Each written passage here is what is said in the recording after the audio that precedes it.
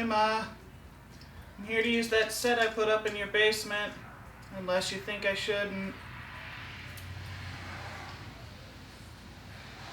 It's beyond me. Help me, Mommy. I'll be good, you'll see. Take this dream away. What's this? Let's see. I feel sexy. What's come over me? Whoa, here it comes again. Okay, let's do this.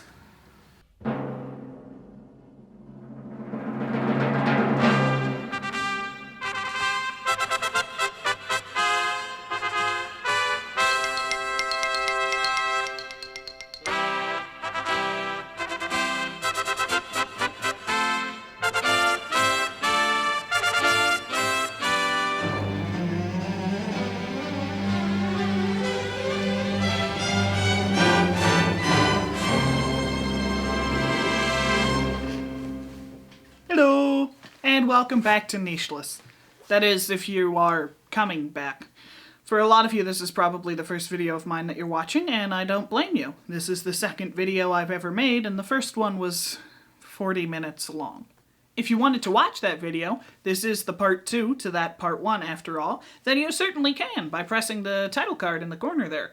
But by no means do you have to. I promise I'll recap everything very succinctly. And if you are returning, I promise I'll be shorter this time. See, while I am still doing the reading from a giant book in my lap gimmick, I'm not going to go over every event of the story this time. Instead, I'm going to go over something screenwriters call the 8 sequences. If you don't know what the 8 sequences are, then Lindsay Ellis did a great video explaining them, and I'll link that in the description to this video. But I've also recorded my own little explanation, and I'll edit that in here if I feel like I have time. I guess I didn't have time. Now, a brief recap before we start. I am pitching every movie in a Universal Monster cinematic universe from beginning to end, and structurally, I am aping the example set forth by the MCU, which is to say a group of thematically similar films brought together under one phase or theme, consisting of a group of standalone films that lead into one big team-up film. Last time, we discussed the first 2 films, The Black Lagoon and The Frankenstein Monster. The Black Lagoon was a reboot of The Creature from the Black Lagoon, which drew inspiration from late 80s Lovecraft revivals such as The Tommyknockers and It, as well as nostalgia for late 80s Lovecraft revival, such as Stranger Things and It, which saw The Creature from the Black Lagoon, the Gill-Man, or Ilya Shulman as he's referred to here, act as a sort of Swamp Thing-esque nature god to the ancient religion of the Lamayans, or the cult of the Cobra, who worshipped a pantheon of half-animal, half-human gods. He occupied his own dimension with red skies and tropical vegetation called the Black Lagoon, which materializes wherever the environment is in the most danger, or wherever his worshippers summon him. The Frankenstein Monster was a reboot of Frankenstein, which drew more from Mary Shelley's original novel than it did from the movie. It focused more on the relationship between the monster and Victor Frankenstein as a sort of abusive father-son dynamic. The monster himself was a more pitiable character, though not entirely relatable. He was more well-read and well-spoken like his father was, and was more conventionally attractive, though as time went on his skin would decay and become more green and he'd look like the Frankenstein we know. At the end of the film, he delivered Victor Frankenstein's eulogy and decided to take up his name so that people stop complaining whenever I call him Frankenstein. Although, if you want to complain in the comments, go crazy! I need something in the comments section. And with that call to action, why not like and subscribe if you like this video, or subscribe this video. Let's get started. Next up, Jekyll and Hyde. This is one of those famous because of the twist stories, so I can't exactly adapt the book like I did with Frankenstein. Instead, I accidentally ended up adapting the musical, but I've made it into more of an addiction metaphor, because of course I did. Jekyll and Hyde, here's the cast. Hugh Jackman is pulling double duty, playing the two types of roles he gets typecast into as Dr. Jekyll and, after some creature makeup, Mr. Hyde. His romantic and professional rival, Simon Stride, is played by Benedict Cumberbatch. Jekyll's wife, Lisa, is played by Kate Winslet, and her father and Jekyll's mentor, Sir Danvers Carew, is played by Sir Ian McKellen. Jekyll's closest friend and confidant, John Utterson, is played by Christian Bale. Jekyll's manservant, Poole, is played by, I think, our only non-Brit, LeVar Burton, which is fun because LaForge is here, but also uncomfortable because Kinte Kunte is here.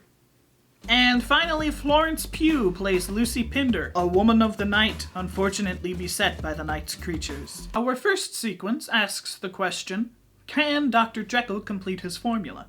You all know the story of Dr. Jekyll, the kind-hearted young doctor who sought to create a formula that could tear the evil out of all men and turn them eternally toward the side of good.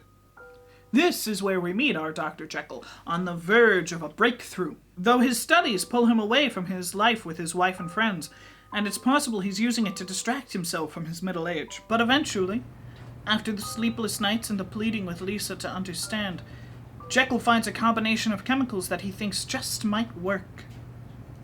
But in order to see how the formula affects brain chemistry, he needs a test subject. This brings us to our second sequence. How will Jekyll test his formula? The mice are all right, but he needs a human subject, and he can only get it from one place. He goes to the hospital and begs the Board of Governors to give him a test subject. A human test subject to test his formula on. But the ethical implications are just too much. Without any other test subjects, we all know what the final option is. But we don't know if he'll take it. He consults Lucy, and it turns into another fight. Lucy leaves to stay with her father, and as Simon passive-aggressively taunts him, Jekyll makes the decision. Now, our question for sequence 3 becomes, just how bad is Hyde going to be? It's a horrifying night in London. Hyde begins by being thrown into a destructive rampage out of fear and confusion. But once he realizes what he's done, he realizes the escape it provides for him. He starts off having a bit of fun, scaring the neighborhood children, accidentally causes some property damage, and he decides to indulge in more. He fends off his loneliness by cheating on his wife with the much younger Lucy Pinder, but he can start to feel his formula wearing off. He dashes home and runs into a member of the Board of Governors. Jekyll knows that he could have saved millions of lives if he could have perfected his formula by testing it on somebody else. Yet this man stopped him. In a way, it's like he killed millions of people. So in a way, isn't this justice? But the formula is already wearing off. And even if everybody else will blame Mr. Hyde, these two know the truth. In the morning light, Jekyll regrets it all, but he can't get the sensation out of his head. Our fourth sequence asks, will he do it again? And with his wife still gone, his life still reeling, and the sensation of strength and release still on his mind, he succumbs. He takes another sip and blacks out. Sequence 5 usually focuses on a secondary story, and here we'll do the same. By now, people have heard of this monstrous, horrible Mr. Hyde, and as he commits more murders, a mob begins to form to stop him. At the head of the mob are two people. Pillar of the community, John Utterson, and Sir Danvers' self-appointed protector, Simon Stride. So we ask ourselves here, will they discover the truth? And when they see Hyde transform back into Jekyll, they know. In sequence 6, Utterson attempts to help his friend break his dependence, but Stride seizes the opportunity presented to him. As the mob approaches, Jekyll locks himself away with Poole and Utterson watching over him, as we enter into Act 3 and our 7th sequence. Jekyll confronts Hyde in his own mind. Whoever the victor will control the body. The mob breaks down Jekyll's door, and they're greeted by the man they came to find, Mr. Hyde. He attacks the mob, and many run away, but some still fight back. With the mob mentality, many of them injure each other too. Hyde leaves them to panic as he chases after one of the runners, Simon Stride. He chases him back to the Carew residence, where he kills him in the street. But, oh no! Third act twist! Bringing us into our 8th and final sequence. Hyde looks up and sees Lucy standing in the window. The anger takes a hold of him. He launches into the residence and has his claw-like fingers scratch at her throat. Jekyll accidentally looks into her dying eyes. He's finally crossed the only line he had left to cross, and out of shock and fear, we see the persona of Mr. Hyde slip away out of Jekyll's eyes. Jekyll stumbles into the street, and, as penance for his sins, dies at the hands of the mob that found him. Our last shot sees the police cleaning out Jekyll's home. One of the officers clearly can't handle what he's seeing. He needs some sort of release. And his hand passes over a half-empty vial of a mysterious liquid. Cut to black. Now, here I usually put in an end credit scene that explains how this movie will connect to the rest of the bigger universe, but I think Jekyll and Hyde is going to be a standalone film in the truest sense. So, here, have an unrelated teaser for the next unrelated movie. Romania, 1934. We see a Catholic orphanage, and hear an old record playing Camille Saint-Saëns' La Danse Macabre. As the camera pulls out, we see standing at the orphanage gate a Persian man in a tuxedo and fez. So, what is that next movie? Well, obviously, The Mummy. Oh wait, that joke ruins the title card. Ahem. The Mummy! I'm not giving it a new name. They rebooted it twice and used the same name, so it's fine. First, our cast. Our narrator is played by Naveed Negahban. The deformed child he's telling our story to is played by a barely seen Ian Armitage. The narrator's younger self is played by Manan Massoud and is named Nadir Khan. If you know where this is going, please play along. Ryan Gosling takes up the role of Richard O'Connell, previously played by Brendan Fraser, and his wife Zita O'Connell is played by Daisy Ridley. Willem Dafoe plays head of the archaeological dig, Dr. Boris Van Muller, with his partner and financier, Professor Byron Pearson, being played by Michael Emerson. Their translator, Ardith Bey, is played by Sean Tube, and their translator's son, Oded Bey, is played by Remy Malik, and acts as security. Finally, the mummy himself, Imhotep, is played by Ghassan Massoud. We start where we left off, with the Persian man at the orphanage.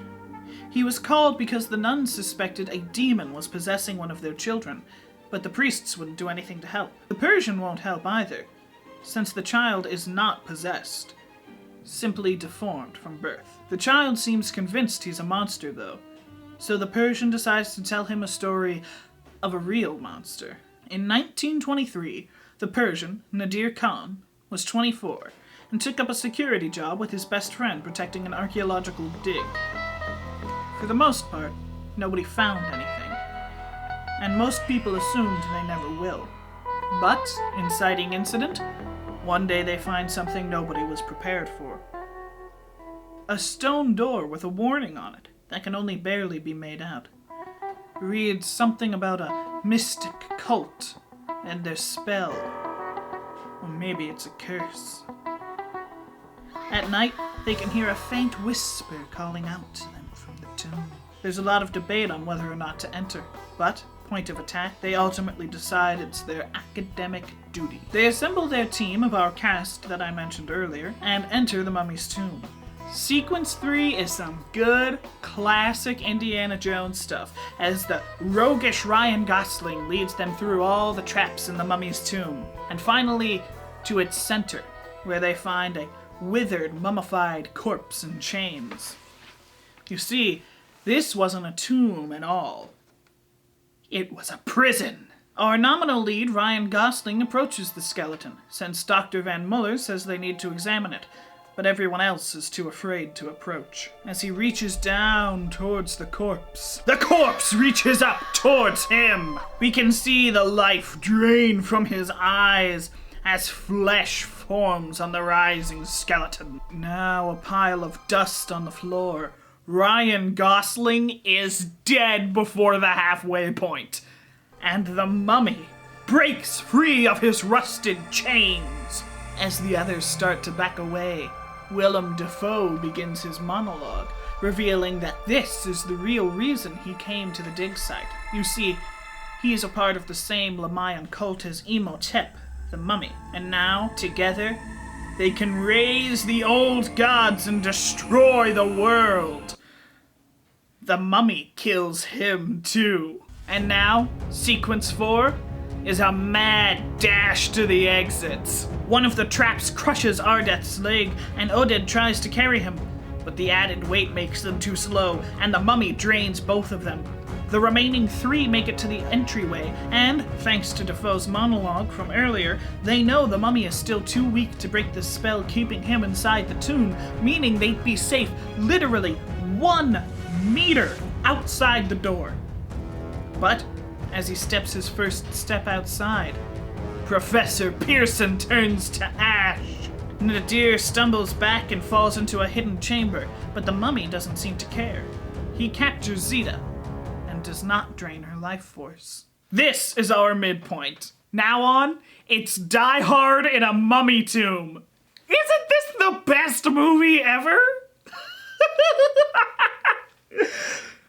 Oh, I love it. The mummy is preparing Zita for a sacrifice, and describes his backstory. He was the leader of an outlawed ancient religion, the Cult of the Cobra. They needed both a blood sacrifice and an extreme amount of sorrow, so Imhotep decided to get both, and kidnapped the pharaoh's beloved daughter. Unfortunately, most of his cult was killed by a proficient warrior, but Imhotep's strong magic made it so that they couldn't kill him, and they trapped him instead. He's just barely survived by stealing the souls of rats and snakes and beetles and scorpions. But if he can release the gods, he can steal immortality from one of them.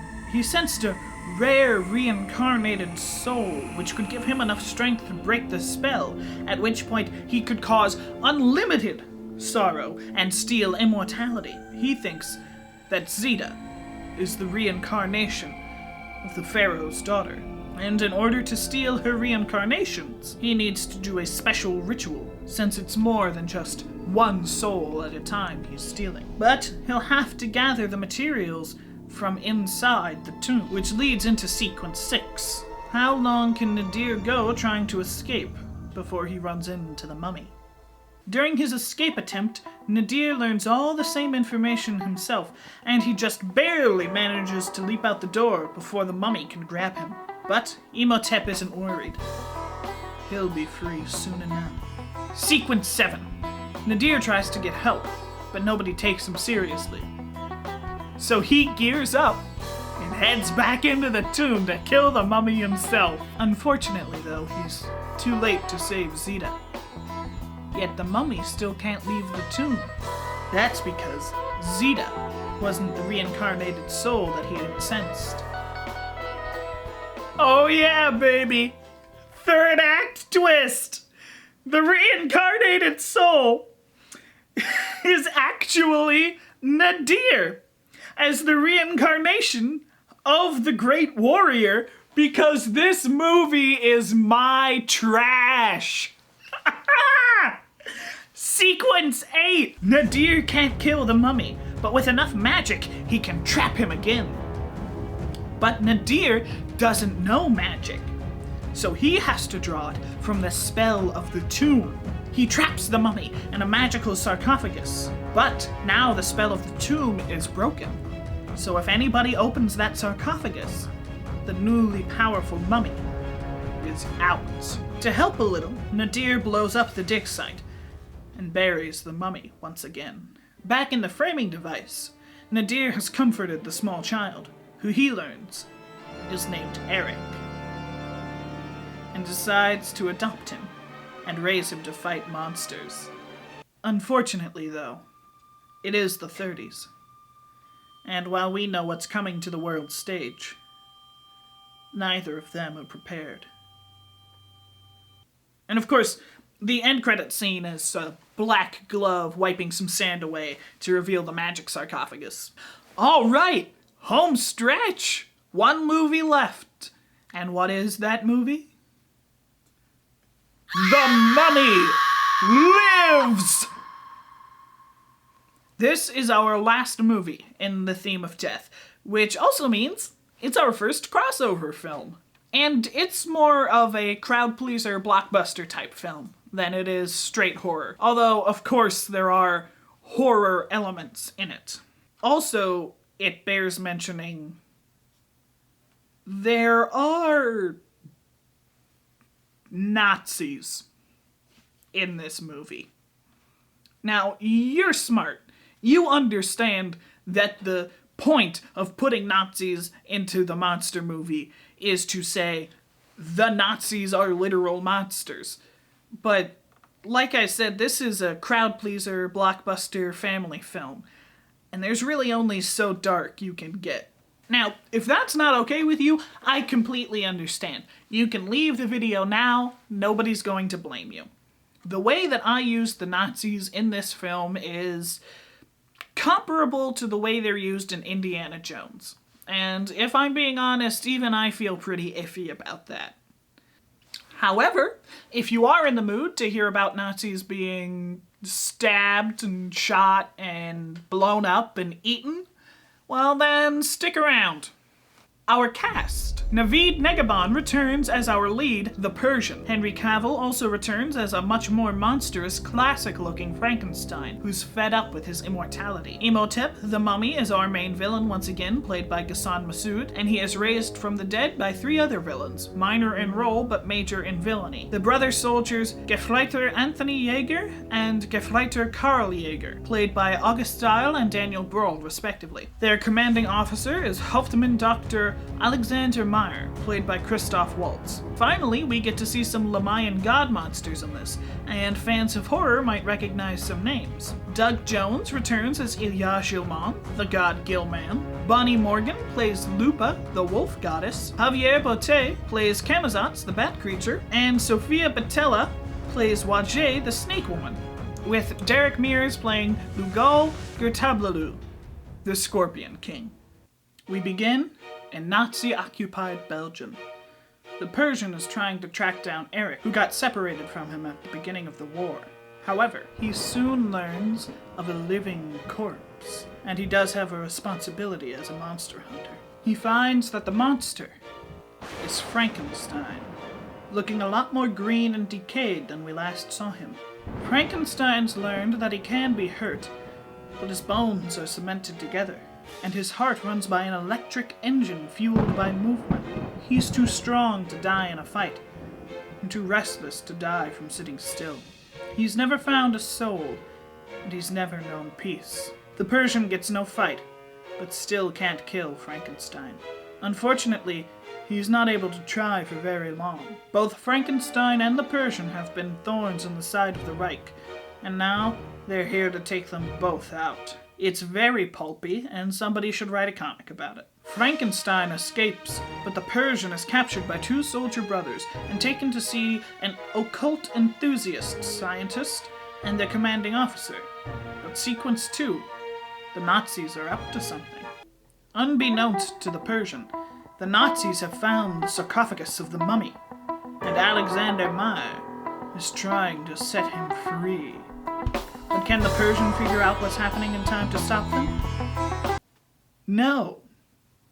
So, point of attack, the mummy gets released, and sequence 3 focuses on the carnage at the base, as the Persian, now 2 decades older and not able to fight as well, tries to escape. He does get away, but he doesn't know where he'll go, and it's likely there won't be a safe place for too long. Sequence 4 sees Hauptmann Meyer trying to keep Karl in check after the mummy drains the life force from his brother, Anthony. But it's not exactly like Nazis are known for standing up for each other. So when a new, more convincing strongman came along in the form of the mummy, Meyer switched allegiances. Our midpoint sees the mummy using Karl as his blood sacrifice and opening the portal to his gods. As the portal opens, tropical plant life springs up, water begins to turn black, and the skies run red. Sequence 5 sees us in Nazi-occupied France, as the Persian tracks down the only two men that could help him. He first comes across Frankenstein, who refuses to help, and suggests he finds the second person he mentioned, though the Persian seems nervous and scared. Sequence 6 sees the Persian preparing to return to fight the mummy, and ultimately deciding he can't do it alone if he has a choice. So he goes to see that other person. He goes to see Eric. He had tracked him down to the sewers of Paris, and the Persian ventures down to see him, but learns very quickly that Eric has no interest in seeing him, thanks to the lasso that the Persian finds waiting for him. The Persian can surmise that the war has turned Eric a lot darker, and that a childhood of Catholic torture and monster hunting hasn't helped either. The Persian leaves before even seeing Eric. This is easily his low point. As Act 3 begins, the Persian approaches the base in a stolen French fighter jet, and that base is now fully the Black Lagoon. The Persian's never dealt with anything like this, and tries to fight it from the sky before being forced to parachute out. He tries to fight the lesser monsters, your garden variety Skull Island types, but he's smart enough to know to hide from the god monsters. He finds Imhotep seconds away from killing the creature from the Black Lagoon and stops him. The creature skulks away, and the Persian is left to fend for himself. Imhotep takes out his ceremonial dagger to steal the Persian's reincarnating soul, and throws the Persian onto an altar. Just as the dagger comes down, a hand reaches out to stop it. Act 3 twist! Frankenstein returns! Now that he has help, the Persian knows what to do. Frankenstein can keep the mummy at bay, while the Persian closes the portal and sends the Black Lagoon back to its own pocket dimension. Have you ever heard a cooler sentence? There's also a great moment in here where the mummy tries to steal Frankenstein's soul, but he doesn't find anything. But, in the end, the god monsters end up killing Hauptmann Meyer. The mummy gets pulled into the portal in a sort of drag me to hell sense, and the Persian rededicates himself to helping Eric, even if he must do it from afar. And the monster finds new purpose, giving us Frankenstein, Monster Hunter.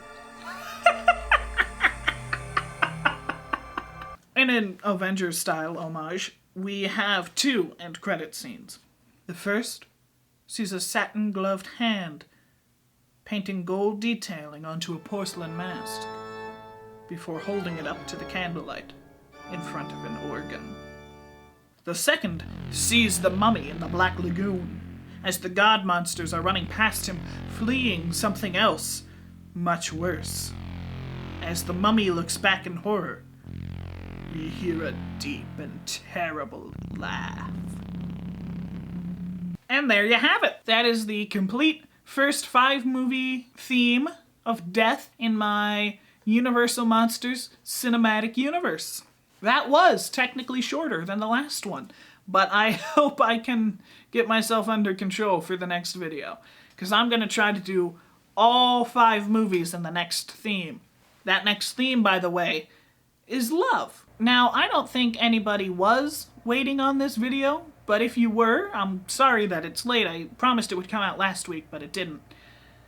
I had a bit of a mental breakdown when I saw how terrible the last video did. There was also other stuff. We don't have to talk about it. I mean, I do, but not to you. I have a therapist now. Which makes me feel a little skeevy about saying this next part, but if you liked the video, feel free to leave a like. But if you didn't, there's no pressure. I am supposed to be entertaining other people for the benefit of myself now.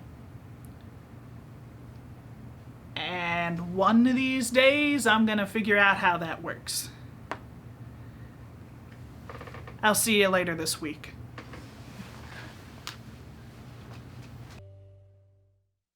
My, My, I'm a wild and entertaining thing. I'm a bee with the deadly sting. You got a head and your mind goes ping. Your heart pump and your blood will sing. So let the party and the sounds rock on. We're gonna shake it till the life has gone. Roast in my bird to be saved from my trouble and pain. We're wild and entertaining thing.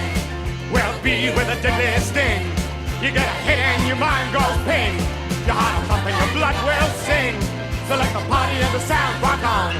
We're gonna shake it till the life has gone.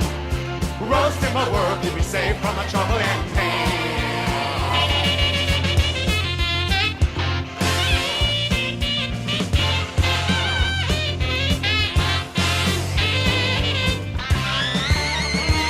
We're wild and entertaining thing. We'll be with a deadly sting. You get a hit and your mind goes ping. Your heart will pump and your blood will sing. So let the party and the sounds rock on. We're gonna shake it till the life has gone, gone, gone. Roast in my world to be saved from my trouble and pain.